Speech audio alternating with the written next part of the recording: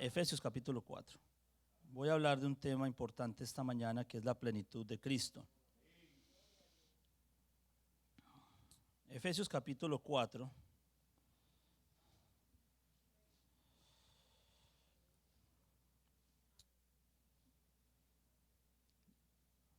Vamos a hacerlo leerlo desde el versículo 8. Amén. Dice así. Bueno, desde el 7 está también interesante. Pero a cada uno de nosotros fue dada la gracia conforme a la medida del don de Cristo. Por lo cual dice, subiendo a lo alto, llevó cautiva la cautividad y dio dones a los hombres. Y eso de que subió, ¿qué es? Sino que también había descendido primero a las partes más bajas de la tierra. El que descendió es el mismo que también subió por encima de todos los cielos para llenarlo todo.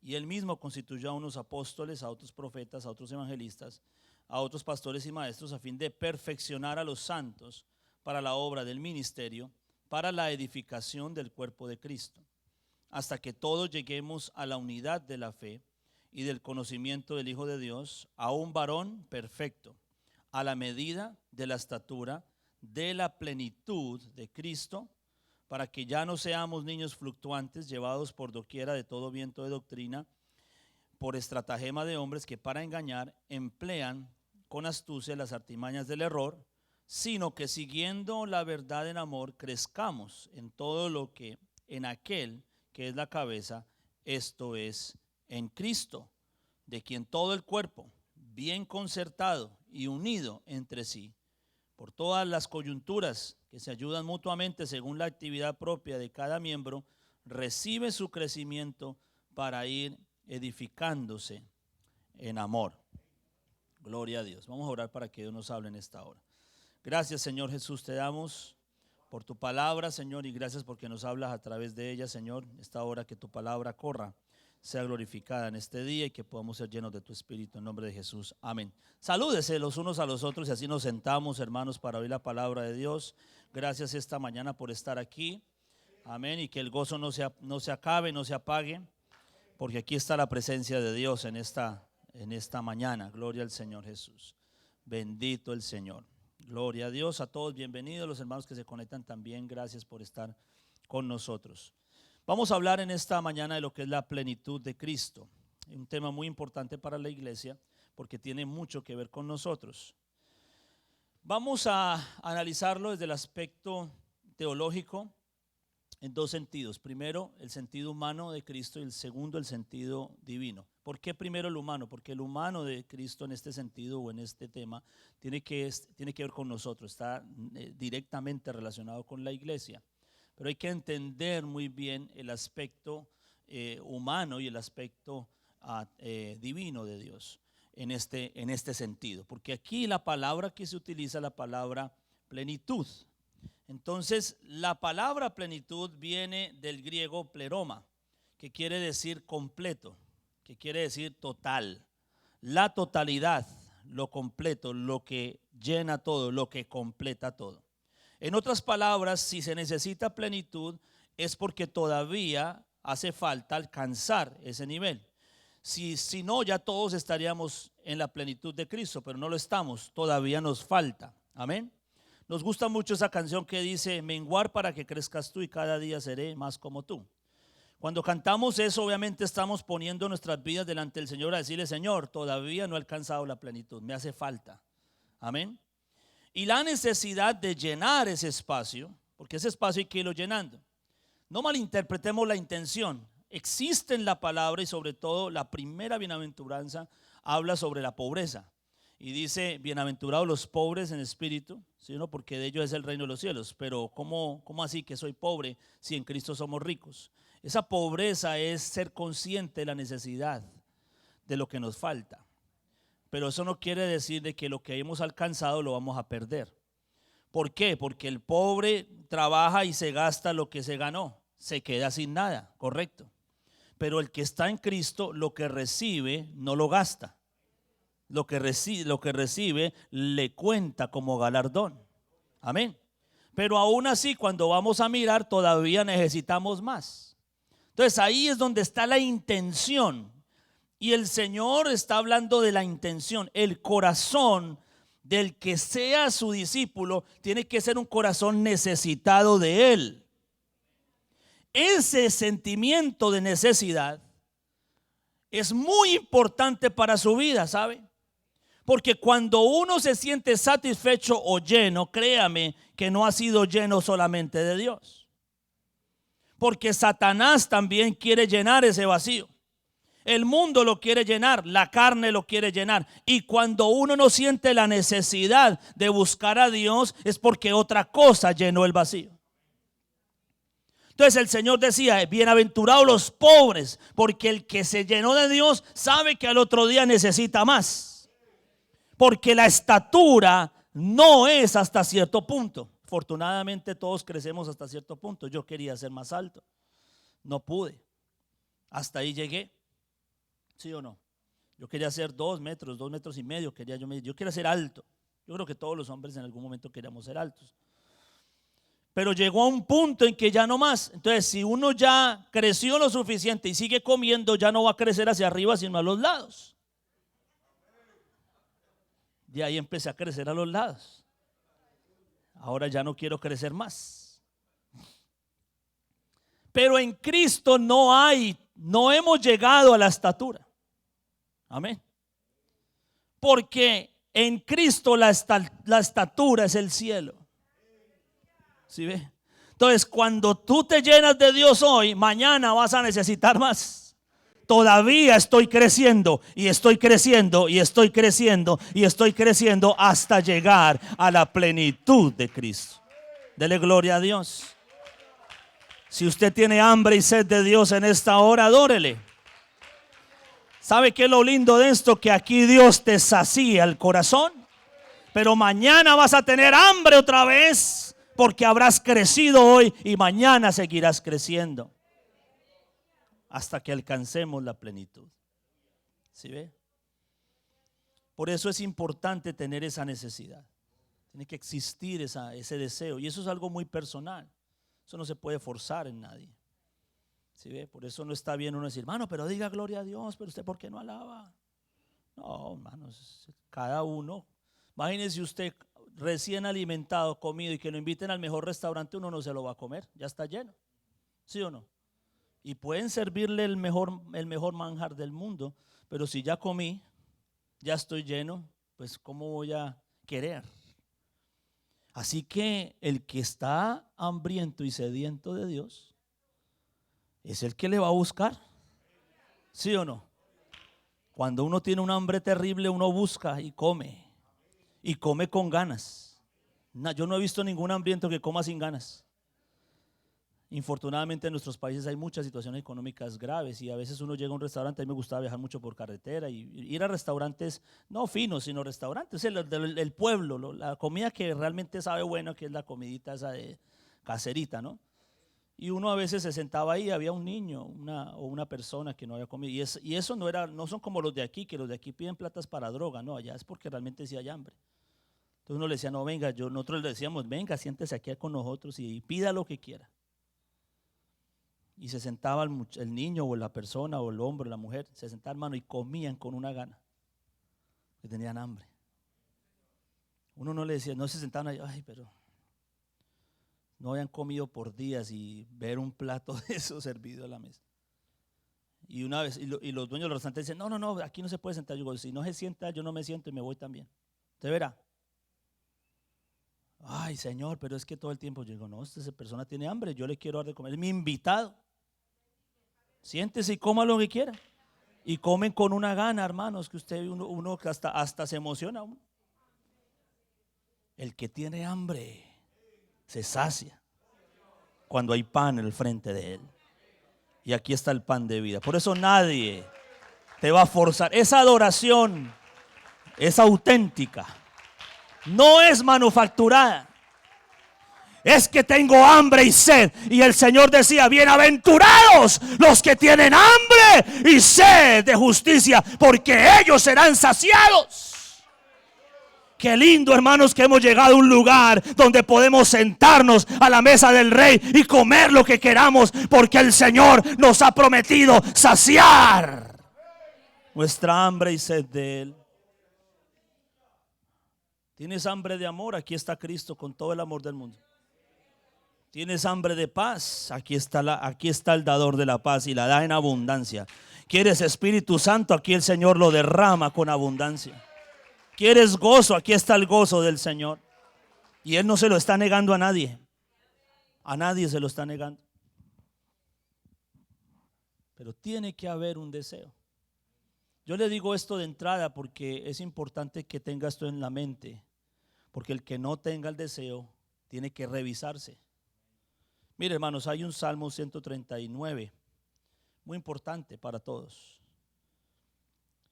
Porque es la petición de David, pero es una petición muy especial. ¿Sí ve?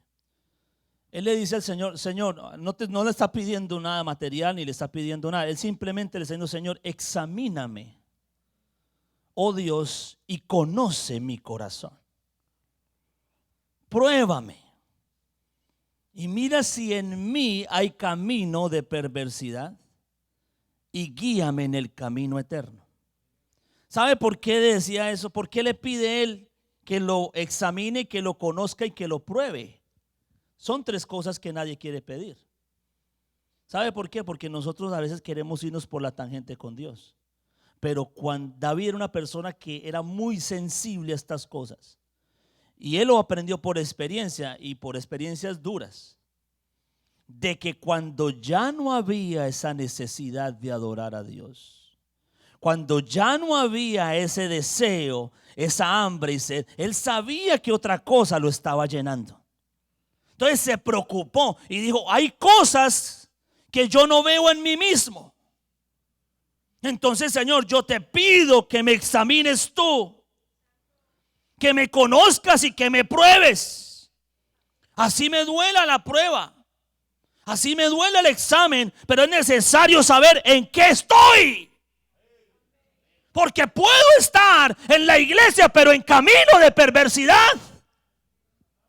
Y yo necesito estar en el camino eterno. Por eso enfócate en esta hora. Y si hay algo y si nada te mueve, examínate. Y si no puedes, dile, Señor, examíname tú a mí. Porque no puedo estar en camino de perversidad. Tengo que estar en el camino eterno. O lo llena Dios, o lo llena el diablo, o lo llena la carne, o lo llena el mundo, o lo llena el pecado. Pero algo llena nuestras vidas, porque somos seres necesitados. Dios nos creó con necesidades. Hay tres necesidades esenciales del ser humano: el agua, el aire y la comida. Esas tres necesidades en el hombre espiritual son la palabra, el Espíritu de Dios. La palabra, el Espíritu de Dios y su presencia dentro de nosotros. Yo tengo que tener sed y hambre de estas cosas para alcanzar la plenitud. El problema con esto es que sucede lo mismo que cuando uno no se alimenta bien. Cuando usted, en vez de comerse la comida que alimenta, se va a McDonald's o come hamburguesa y todos los días se la pasa de papas fritas, hamburguesa y gaseosa o soda, llegará el momento en que vas a crecer a los lados, pero no te está alimentando, no te está aprovechando. En algún momento te vas a enfermar.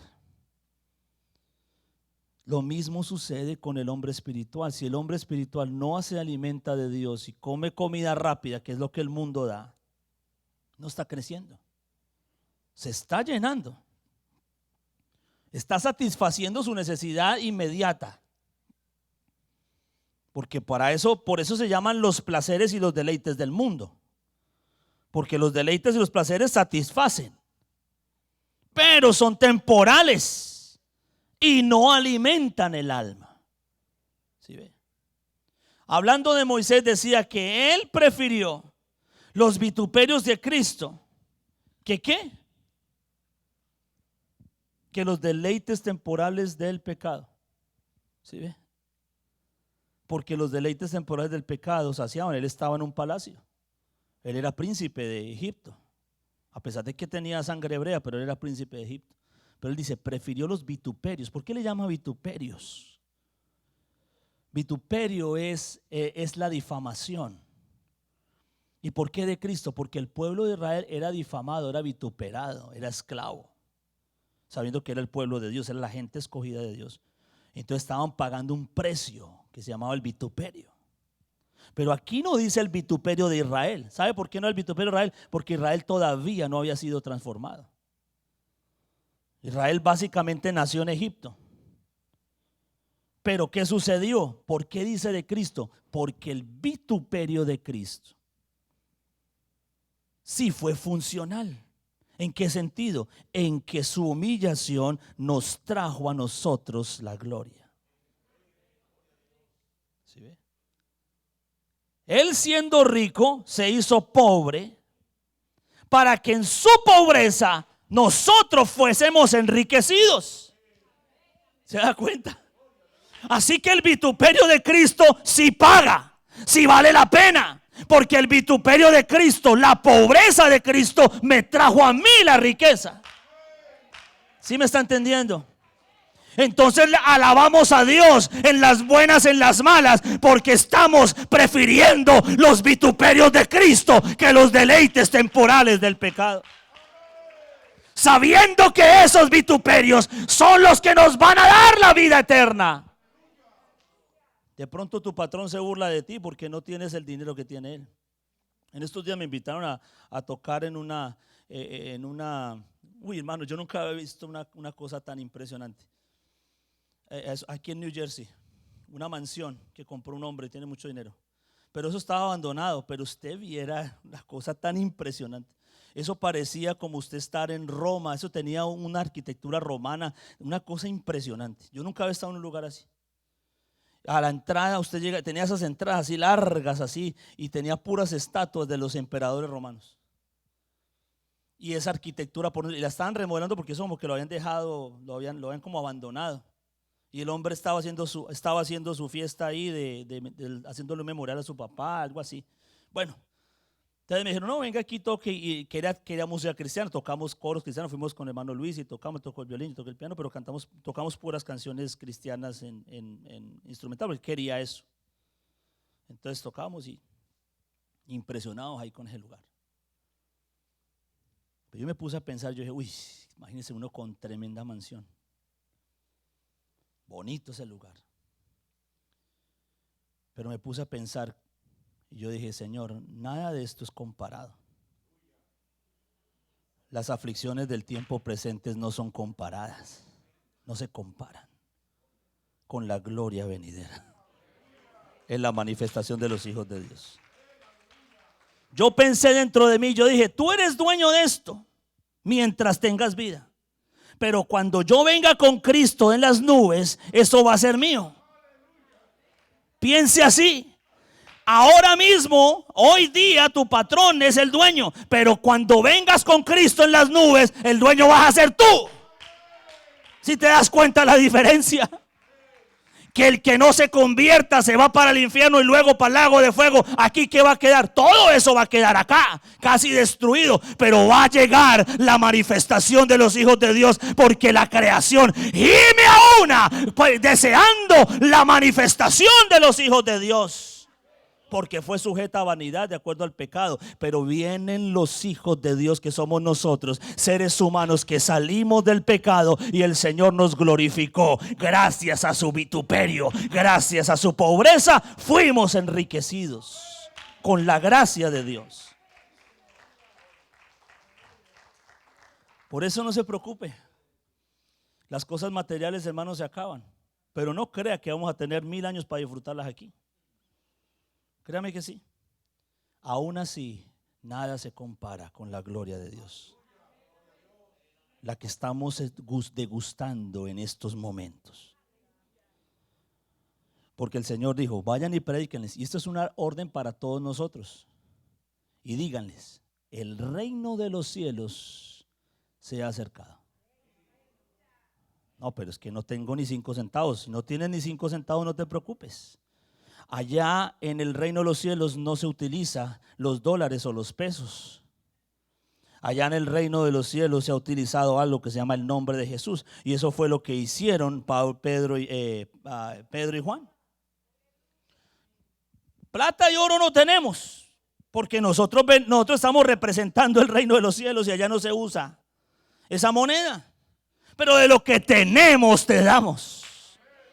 Mire, la iglesia tiene un poder que se llama el poder del Espíritu Santo, pero ese poder tiene nombre. Cada uno de esos billetes, por ponerlo de alguna forma, tiene ahí un nombre que es sobre todo nombre, y es el nombre de Jesús. Ese es nuestro poder, esa es nuestra moneda. Con eso, hermanos, es que hemos ganado el reino de los cielos con el nombre de Jesús. Y por eso dijeron: no tenemos oro ni plata, pero de lo que tenemos te damos. En el nombre de Jesús, levántate.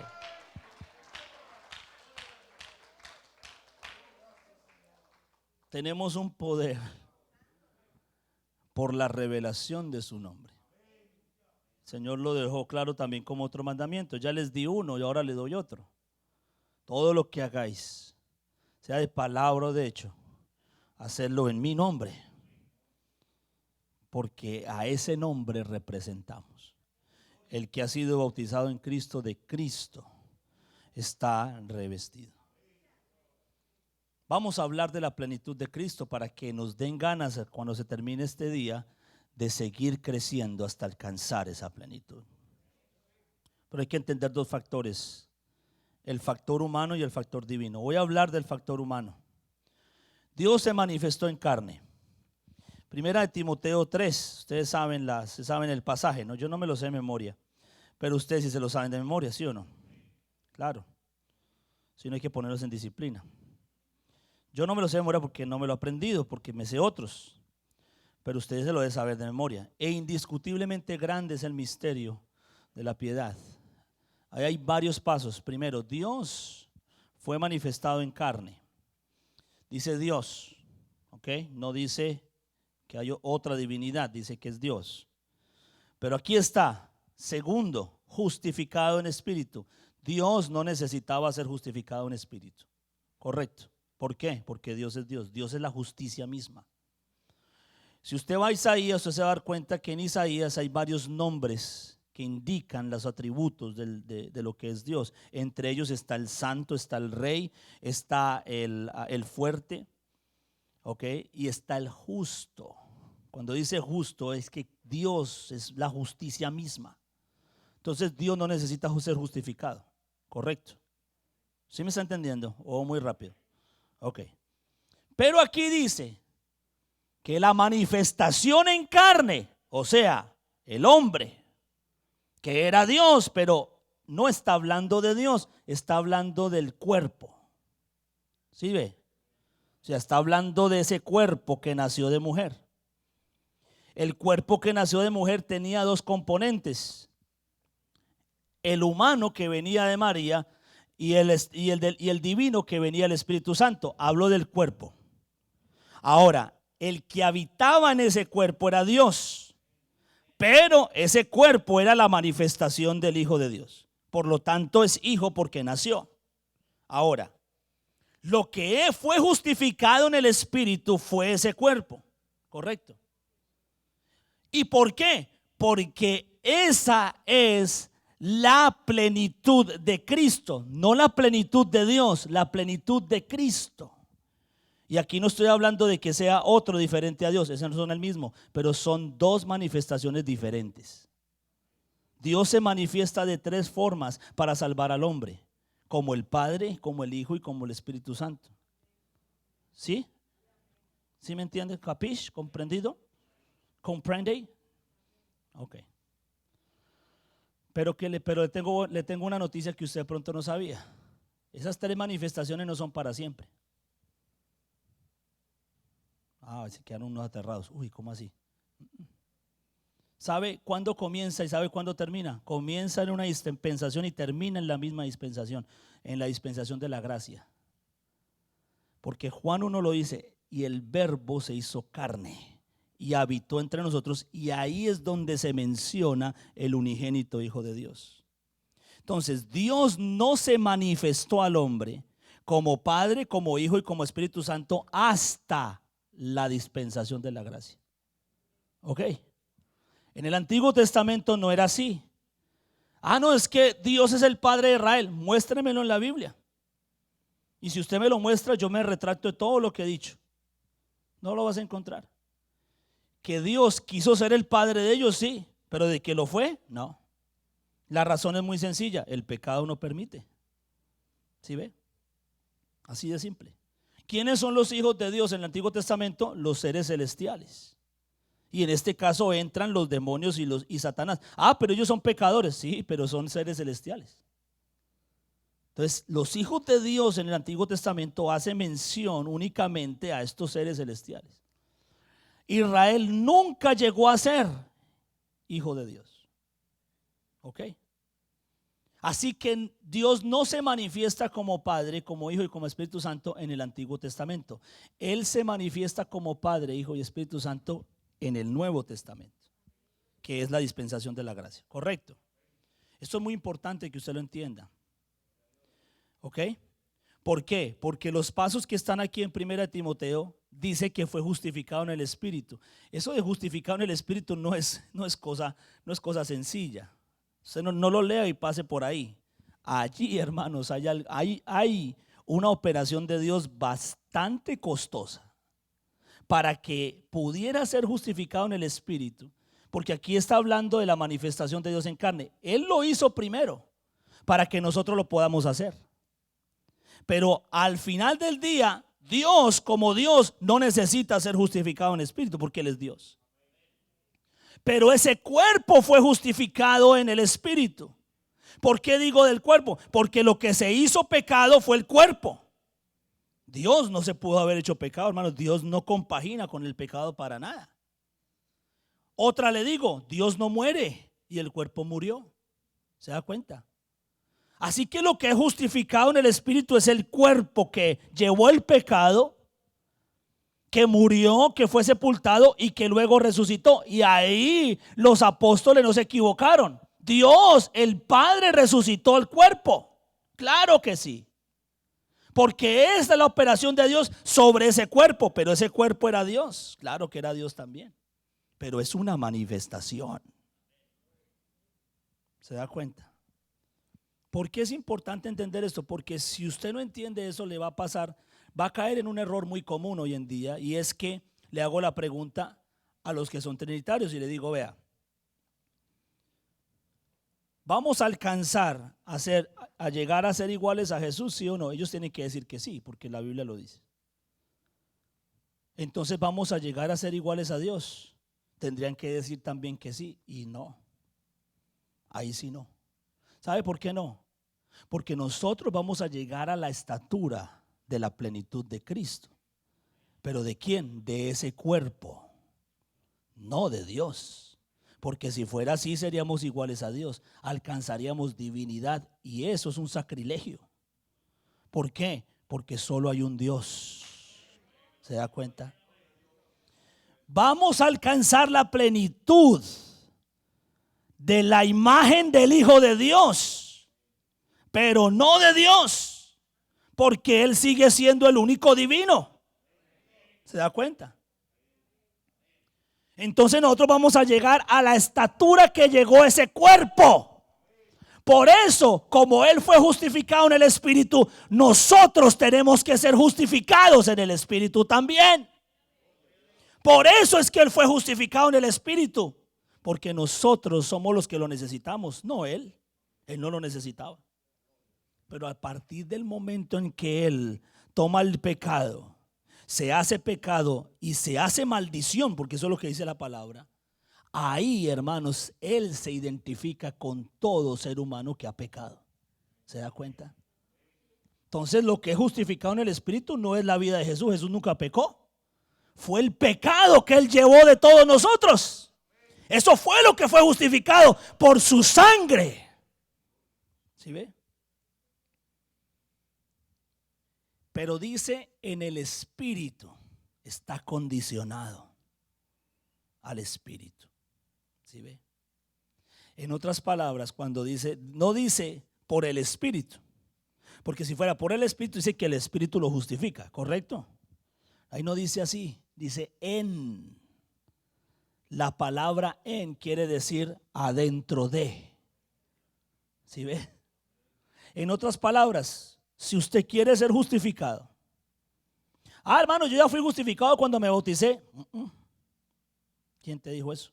Es que lo dice, justificados pues por la fe tenemos paz para con Dios. Justificados pues por la fe. La fe no se ha acabado. La fe apenas comienza. Estás justificándote. Pero la justificación termina cuando Cristo venga por la iglesia, porque ahí ya no se necesita fe. ¿Sí me entendió? Ahora, ¿qué sucede? Eso quiere decir que para que yo pueda ser justificado, tengo que estar en el Espíritu. ¿Sí ve? Para alcanzar la plenitud de Cristo, yo necesito estar justificado, pero no por el Espíritu. Tengo que estar justificado dentro del Espíritu. ¿Sabe por qué? Porque el que nos justifica es Dios. Pero para poder yo alcanzar esa justificación, tengo que ser espiritual. Luego dice, visto de los ángeles, porque los ángeles son testigos. Son testigos de todo lo que ha ocurrido. No voy a entrar en ese tema porque el tiempo se me está yendo. Predicado a los gentiles porque el evangelio es para todo el mundo. Creído en el mundo. Y este sí es importante, ese sí voy a hablar. Recibido arriba en gloria. Tú estás viviendo una vida con Cristo, correcto. Mientras estás en la carne, mientras estás en este mundo. Pero tu meta y mi meta tiene que ser el cielo, correcto. Pues recibido allá arriba quiere decir que fue glorificado. Ahora, el cuerpo mortal, este cuerpo de carne y hueso, que si el Señor no viene, pues va a morir y los gusanos se lo van a comer. No se lo van a comer entero porque los gusanos no comen hueso, los huesos quedan ahí. Pero ¿qué sucede? Cuando Cristo venga, esos huesos, o si lo creman a uno, pues la ceniza, lo que sea, ¿qué va a pasar? Vas a resucitar. Pero el cuerpo se va a glorificar. Quiere decir que se va a transformar en un cuerpo celestial para que pueda ser recibido allá arriba. Eso es lo que nos falta, mi hermano.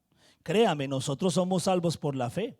Si fuimos llenos del Espíritu Santo, fuimos bautizados en el nombre de Jesús, fuimos llenos del Espíritu Santo y estamos viviendo, hermano, la fiesta pentecostal todos los días de nuestra vida. Créame que lo único que nos falta es que Cristo venga por nosotros y ya.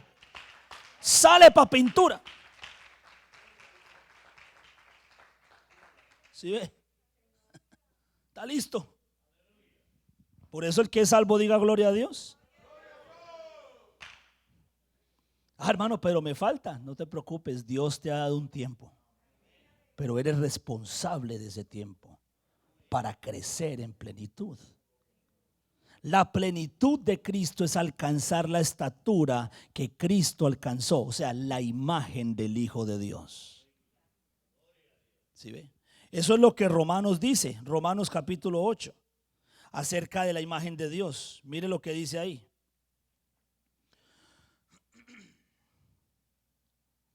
Mire, eso es el versículo 29. Porque a los que antes conoció, también los predestinó para que fuesen hechos como conforme a la imagen del Hijo de Dios. Para que Él, ¿quién? El Hijo, sea el primogénito entre muchos hermanos. ¿Sí ve? Pero ¿cómo hace primogénito si Él es el Padre? ¿Acaso el Padre y el Hijo no son uno? Sí, son el mismo, pero las manifestaciones son diferentes. Esa manifestación en carne es el primogénito. Primogénito quiere decir el primero que lo logró. Y como Él es el primero que lo logró, por ahí vamos todos. Porque la herencia del Padre es para nosotros. ¿Se da cuenta? Heredan los que son hijos, ¿no es cierto? Pero ¿qué pasa? La herencia es de alguien que muere. En este caso la herencia no es de nuestro Padre Celestial porque Él nunca muere. La herencia es del Hijo que murió y resucitó. ¿Sí ve? Ahora, lo que dice Efesios, hay 3 citas que quiero darle y yo le pido que lo busque en la Biblia. Está Efesios capítulo 1, al final, desde el versículo 17. Dice así: para que el Dios de nuestro Señor Jesucristo, el Padre de gloria, os dé espíritu de sabiduría y de revelación en el conocimiento de Él, alumbrando los ojos de vuestro entendimiento para que sepáis cuál es la esperanza al que Él os ha llamado y cuáles las riquezas de la gloria de su herencia en los santos. O sea, para conocerlo a Él y conocer la herencia. Y cuál la supereminente grandeza de su poder para con nosotros, los que creemos según la operación del poder de su fuerza. Aquí está. Esto que está diciendo, que va a decir a continuación, es lo que está operando en usted. ¿Sí ve? Porque dice, la cual operó en Cristo. ¿De qué está hablando? Del poder. Ese poder, ya tenemos que llamarlo nosotros el poder del Espíritu Santo. Porque la manifestación del Espíritu Santo es Dios dentro de nosotros. Pero es Dios manifestado. No se puede cambiar esa palabra, porque si fuera Dios sin manifestarse, entonces estaríamos achicharrados, porque todos todavía pecamos.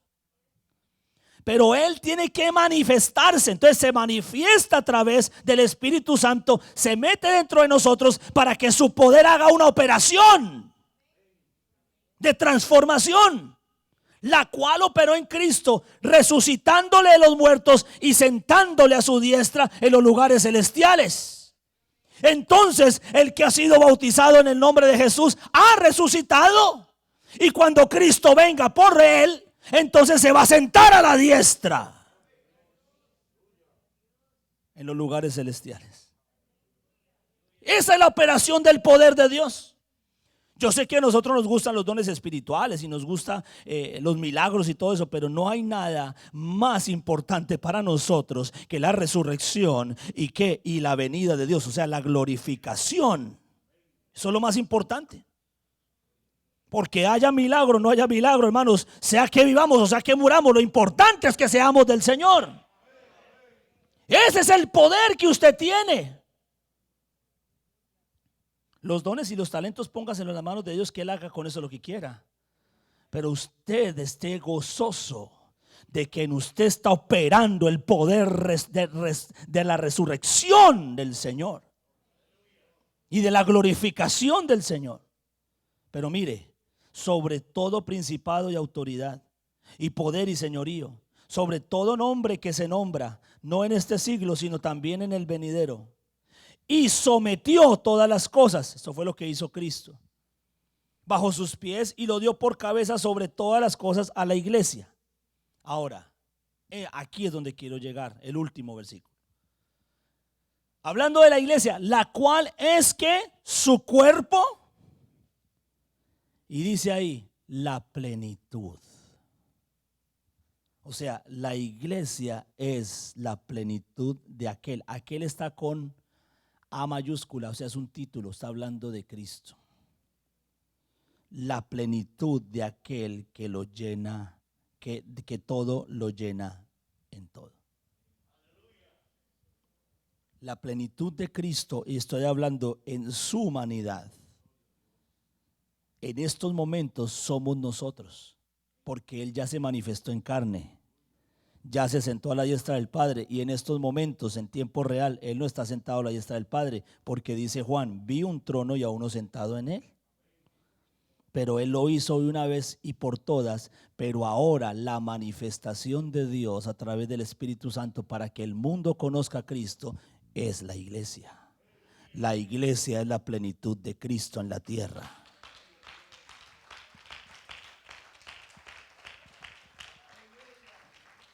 Gloria a Dios.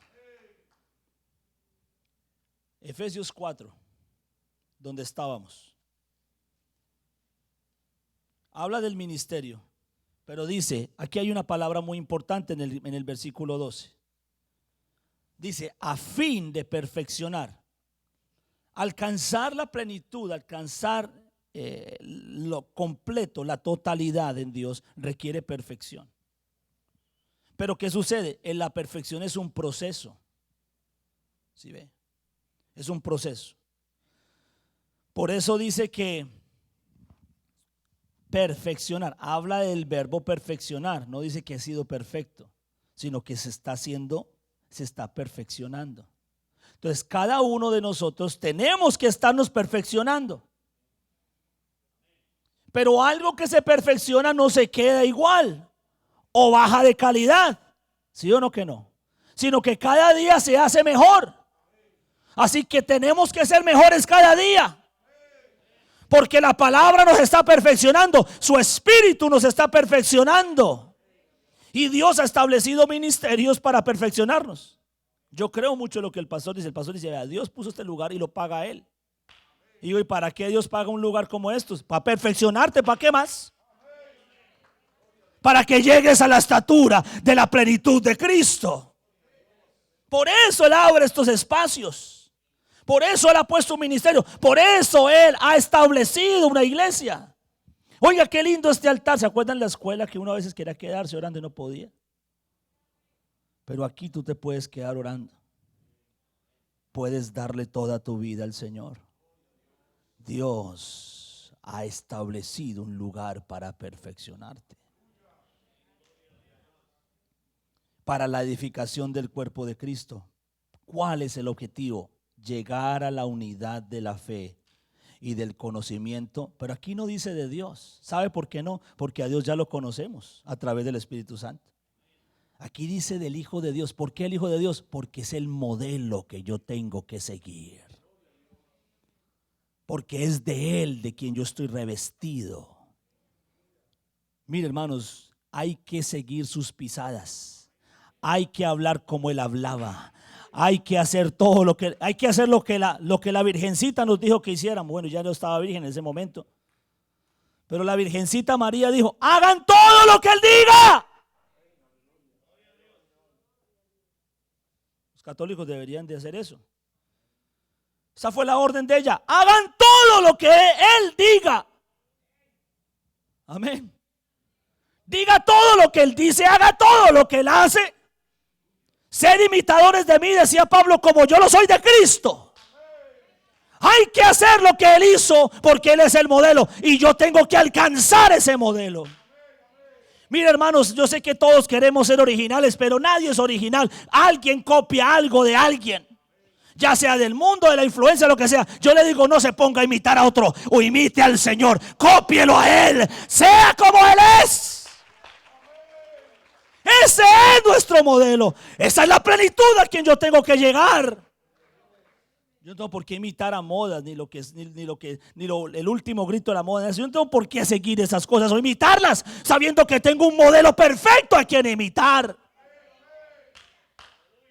que es Cristo. Ese es el aspecto humano de Cristo. Voy a terminar con el divino y no hay con el aspecto divino de Cristo, la plenitud divina de Él. Pero no hay mucho que decir. Colosenses capítulo 1. Y qué mejor manera de terminar el mensaje así.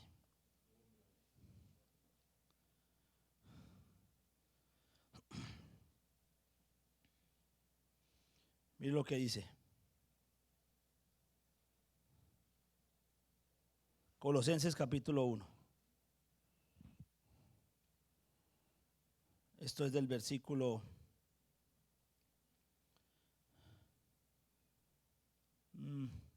desde el 15.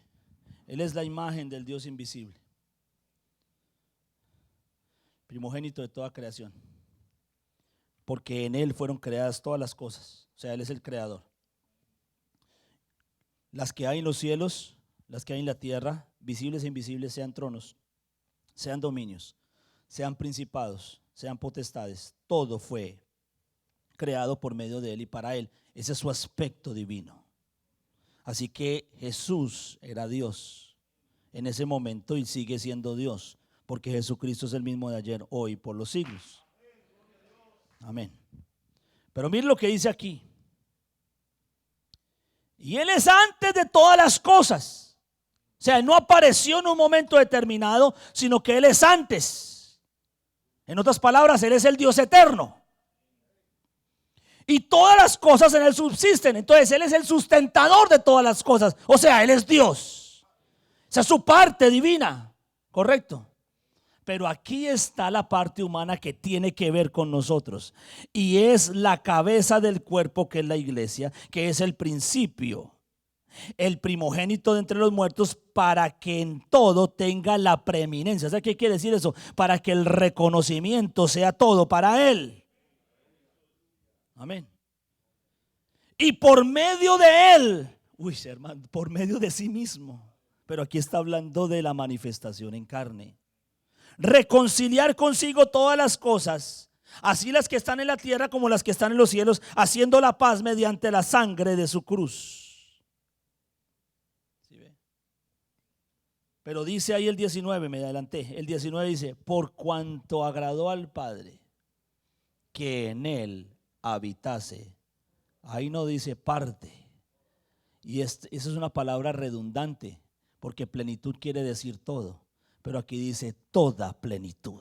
Está redundando en palabras.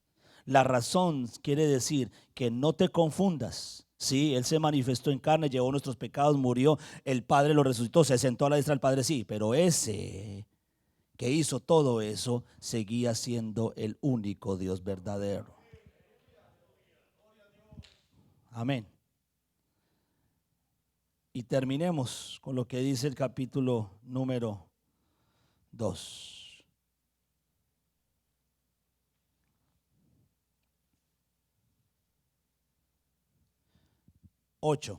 Mirad que nadie os engañe por medio de filosofías y huecas sutilezas, según las tradiciones de los hombres, conforme a los rudimentos del mundo, y no según Cristo.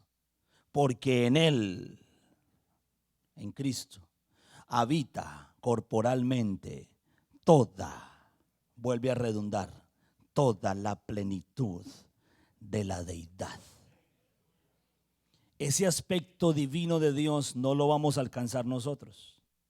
Ese aspecto divino de Dios corresponde a su eternidad, corresponde a su solemne santidad, a su justicia y a su verdad. Pero lo que sí vamos a alcanzar es la plenitud del Hijo de Dios. Esa sí la vamos a alcanzar, porque la plenitud del Hijo de Dios es un asiento al lado de Él. No es el trono, no es el gran trono, pero es un trono pequeñito que está al lado de Él.